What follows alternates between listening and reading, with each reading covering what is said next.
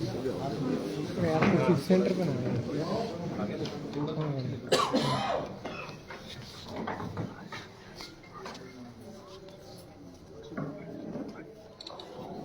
अचानक बुलाया तो लग रहा होगा ना कि बहुत बड़ी चीज होने वाली है। ना लग रही भाई साहब बिल्कुल हंस क्यों रहे तुम शेर सिंह भाई साहब? ना लग रही। हाँ कोई दिक्कत नहीं और जलाना है किसी को शुरू करवाएं। करवाओ करवाओ यार। सभी को नमस्कार। आज की इस प्रेस कॉन्फ्रेंस में हमारे बीच में भारतीय जनता पार्टी के पूर्व प्रदेशाध्यक्ष और वित्त आयोग के अध्यक्ष श्रीमान अरुण जी चतुर्वेदी साहब, वित्त मंत्री श्रीमान जोगाराम जी पटेल साहब और राजस्थान के महामंत्री श्रीमान कैलाश जी मेघवाल साहब विराजमान हैं। अब मैं अरुण जी भाई साहब से निवेदन करूंगा कि मीडिया बंधुओं को संबोधित करें। राजस्थान सरकार को 2 साल का कालखंड पूरा हो रहा है।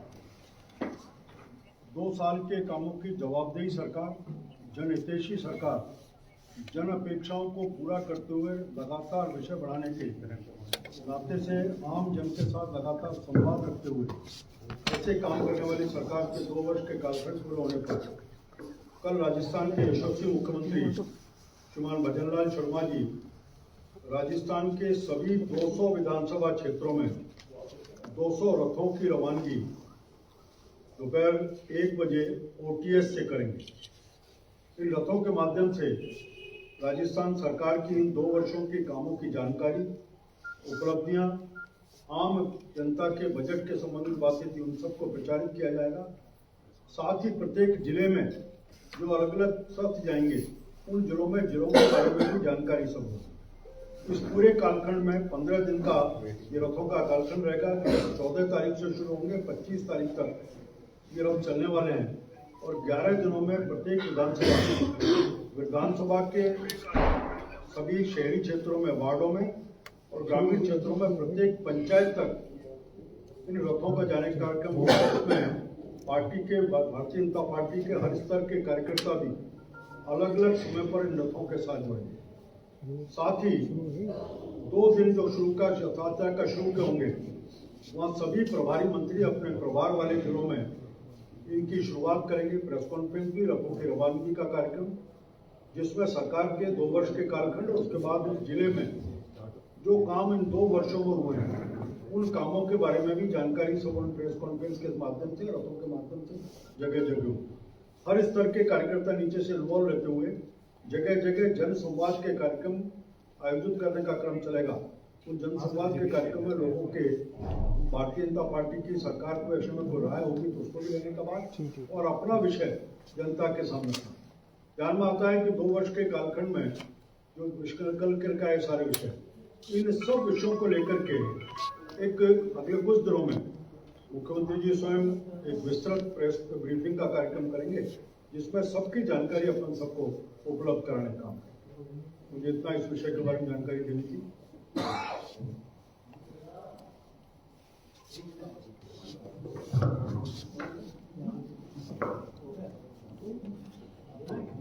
हाँ बोलो सर बोलो, आए तो कुछ बोलो यार।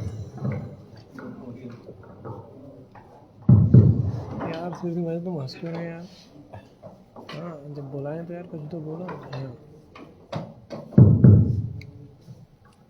मेरे मित्रों, भाइयों, नमस्कार। हम सबके वरिष्ठ अरुण चतुर्वेदी जी, महामंत्री दोनों ही, और मीडिया के भाई, आज दूसरी बार आपसे मुलाकात हो रही है। राजस्थान के यशस्वी मुख्यमंत्री जी ने जब से करीब 2 वर्ष पूर्व इस राजस्थान प्रदेश में जनता की सेवा का संकल्प लिया।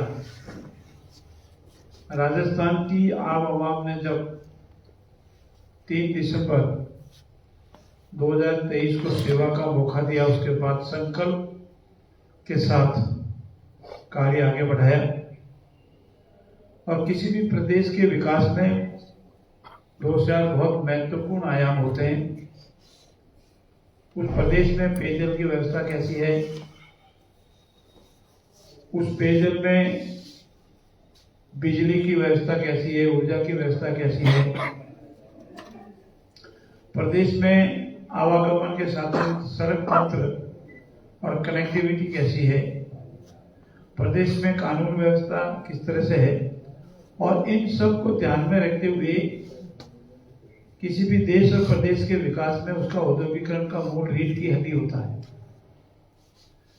और माननीय यशस्वी मुख्यमंत्री जी ने इनको ध्यान करते हुए राजस्थान में लंबे समय से जितनी भी हमारी पेयजल की योजनाएं थी, किसी न किसी कारण से किसी न किसी एरिया में अटकी हुई थी, लटकी हुई थी और किसी राजनीतिक दल के नेताओं द्वारा भटकाई हुई थी।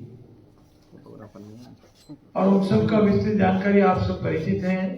चाहे हमारे पूर्वी राजस्थान की 21 जिलों की योजनाएं हो, हमारे उत्तरी राजस्थान की यमुना जल से संबंधित योजनाएं हो, हमारे दक्षिणी राजस्थान की जवाई बांध, शाही बांध से पुनर्भरण की योजनाएं हो, और पश्चिमी राजस्थान की इंदिरा गांधी कैनाल के थर्ड फेज इत्यादि का मामला हो।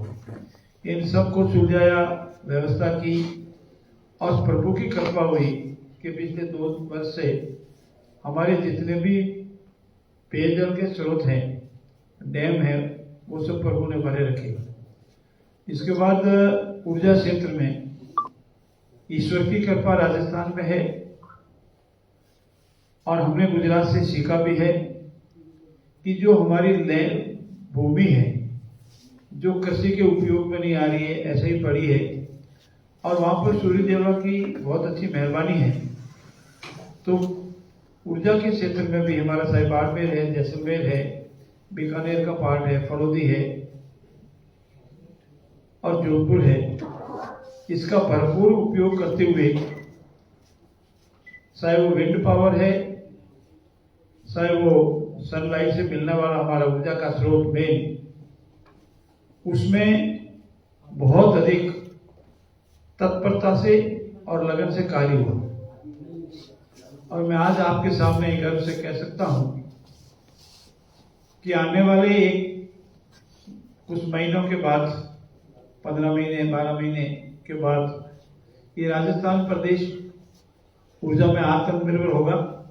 आज हम 22 जिलों में दिन में किसानों को खेती के लिए बिजली, पानी उपलब्ध करवा रहे हैं, बिजली उपलब्ध करवा रहे हैं, और बिजली का स्रोत होने से वो अपनी खेती आसानी से दिन में पिलाई का काम कर रहे हैं। और हमारा लक्ष्य है कि 2027 से पहले हम किसानों के राजस्थान के सभी जिलों में दिन में इतनी बिजली उपलब्ध करावें ताकि उनके खेती का काम रात्रि के समय नहीं हो, सिंचाई का काम रात्रि के समय नहीं हो, दिन में हो। रोड तंत्र में राजस्थान आज हिंदुस्तान प्रदेश में, हिंदुस्तान देश में पहले नंबर पर है। रोड नेटवर्क हमारा इतना बढ़िया बना है और बाकी सारे विषय आपको ध्यान है। इन सबको ध्यान में रखते हुए हमारे ऊपर ये आरोप लगाया कि 2 वर्ष के जश्न मना रहे हैं, फिजूल खर्ची कर रहे हैं। लेकिन मैं आपको जानकारी दूं कि जिसने काम नहीं किया, जिसके पास बताने को कुछ नहीं था, उन्होंने भी प्रयास किया था कि कुछ बताने के लिए, भी उनके बताने का कुछ नहीं।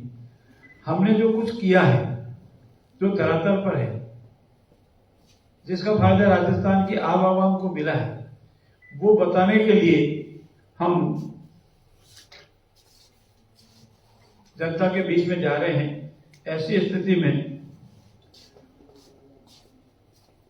हमारा ये मानना है कि हम कोई जश्न किसी दिखाने के लिए नहीं कर रहे हैं। हमारा जो 2 वर्ष के कार्यक्रम है या जो हमारा संकल्प था प्रवासी भाइयों को बुला करके प्रवासी दिवस मनाने का, ये सब संकल्प के साथ कार्य हो रहे हैं। ऐसी स्थिति में हमारा ये मानना है कि राजस्थान प्रदेश में यशस्वी मुख्यमंत्री बद्रीलाल जी के नेतृत्व में ऐतिहासिक, जन उपयोगी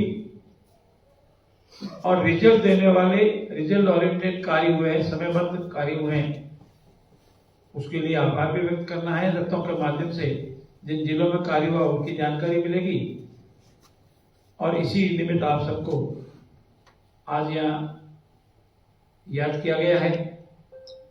मेरा ये भी मानना है कि कुछ राजनीतिक दल अपनी कथनी और करनी में अंतर करते हैं और उसी का परिणाम है कि वो जिन्होंने स्वयं ने किसी कारखाने की इजाजत दी, जमीन अलॉट की या जमीन की व्यवस्था की, वही ऐसा कोई आंदोलन भड़काने की कोशिश कर रहे हैं, जबकि उनके समय में सारे कार्य हुए हैं। इन सब के आधार पर मेरा निवेदन है कि राजनीतिक दलों को भी कथनी और करनी में अंतर नहीं होना चाहिए। हमारी कथनी और करनी में कोई अंतर नहीं है। पुनः आपका इस भीनी भीनी संध्या के समय बहुत बहुत धन्यवाद। जय हिंद, जय भारत। अरुण जी